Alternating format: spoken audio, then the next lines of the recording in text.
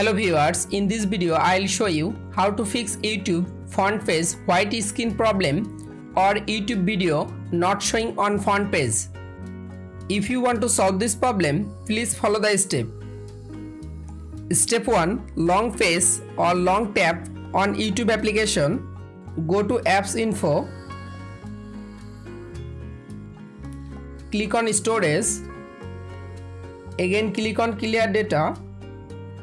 Tap on Clear Cache Data on YouTube apps. Step 2. Open your phone setting. Go to Wi-Fi. You make sure your Wi-Fi or mobile data connection is properly connected. Step 3. Open Play Store. Go to Search. Search YouTube apps. Update your YouTube application latest version. Step 4. Restart your device. Again open your YouTube apps. You can follow all of the steps to fix YouTube font page white screen problem or YouTube font page video not showing problem.